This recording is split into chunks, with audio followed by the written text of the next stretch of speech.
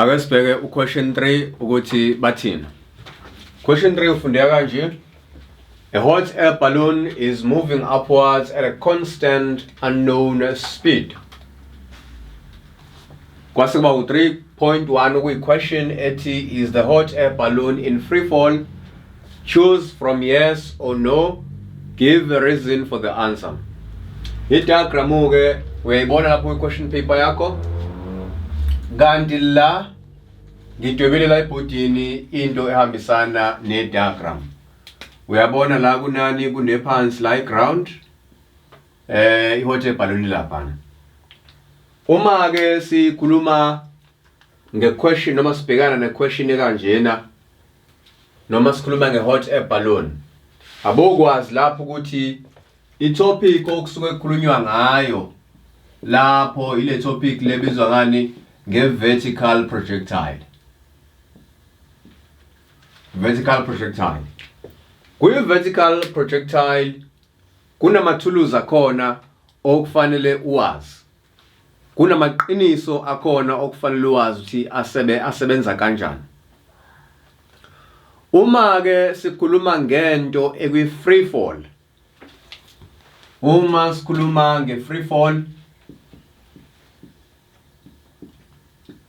sisuke sikhuluma ngento noma nge-object ethi mayiwa iwe kodwa i-force esuke i-acta lapho kusuke i-force of gravity kuphela. Ake ngikwenzele isibonelo. Uyabona nje le lokhuzana le marker le njengoba ngiyibeka lapha phezulu ngiqathaza.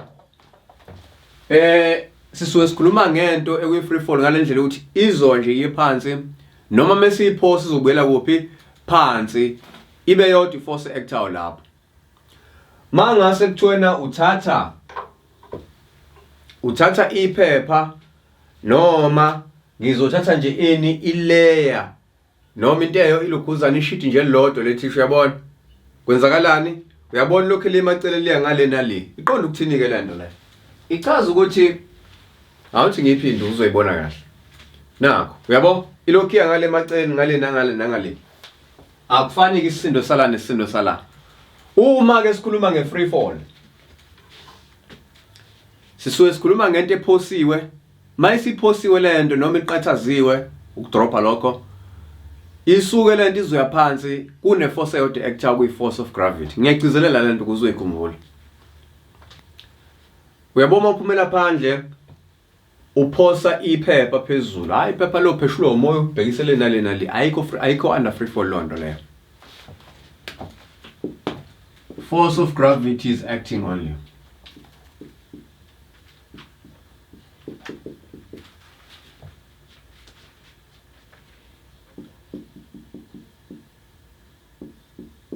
Ayikho enye force.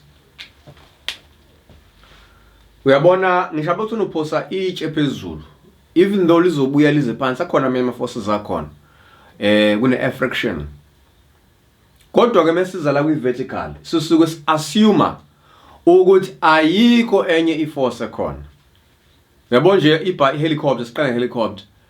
I-helicopter mayihamba ayikho kwi-free fall ngoba kune-engine noma kune-engine kuphi kwi-helicopter petrol lo lokhuzayo kwenze combustion ngawo noma ke-fuel sisho kanjalo kwenze combustion bese kudala ukuthi le force ye-engine ikwazi ukumelana ne-force of gravity le ephushela izinto phansi.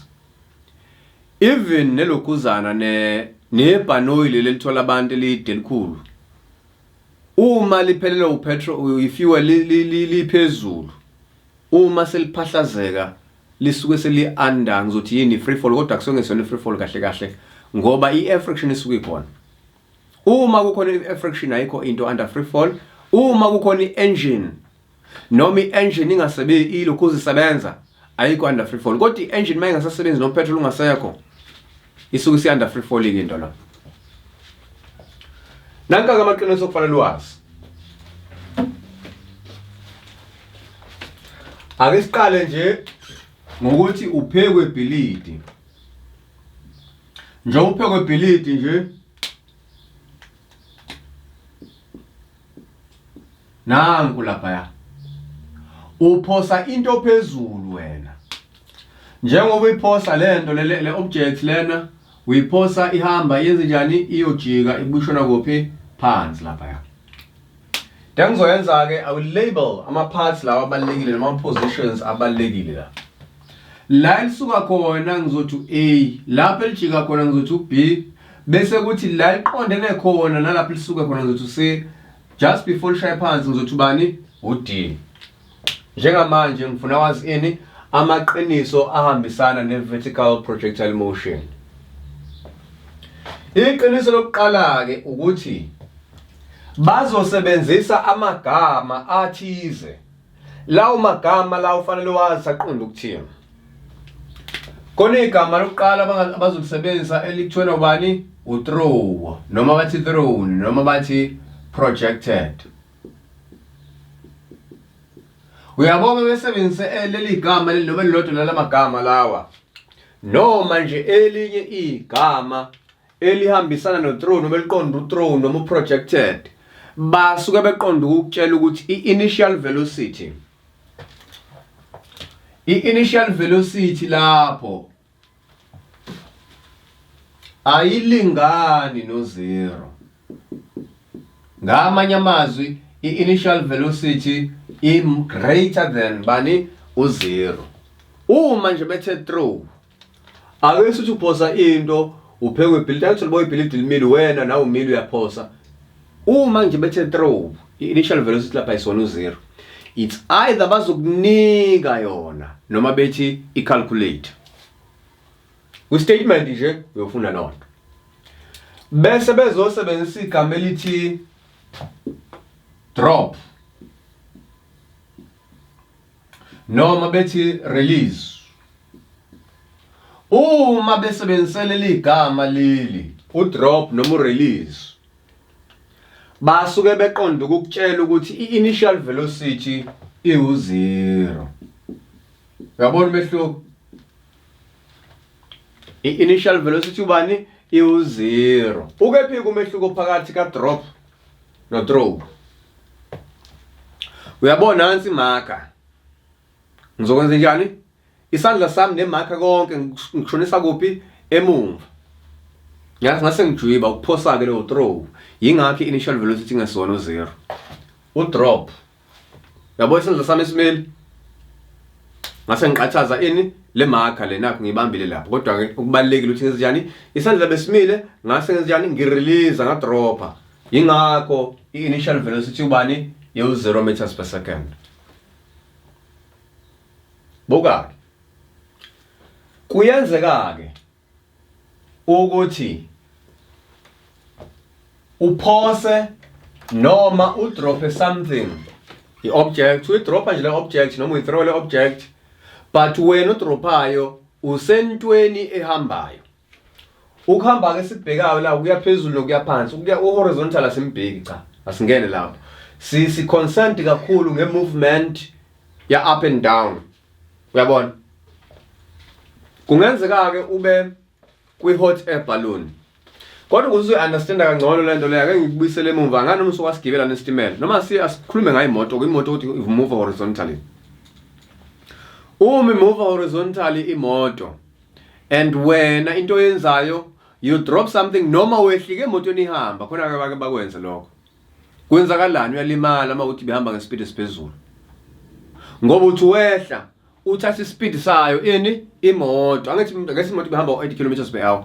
Uma wena usuwehlika imoto ihamba uzokwehlika bukade uhamba ngomani ngo80 km/h. Momentum yakho ihambisana nobani no 80 km/h. Yingakho ungakwazi uma wehlika emotweni ume la uyothi wehlika lapha uyoqasazeka lapha usulimala ngoba uthatha ispeed sani semoto. The same concept applies nala. Uma udropa into usentweni emuvayo uyawahlanganisa ama velocities. Ake sithi ke lento emuvayo bimuva iya phezulu. Uma iya phezulu lento le and when you throw something. Ake sithi i-vehicle or whatever ngabe helicopter ngabe hot air balloon ngabe rocket ihamba ngespeed esiwu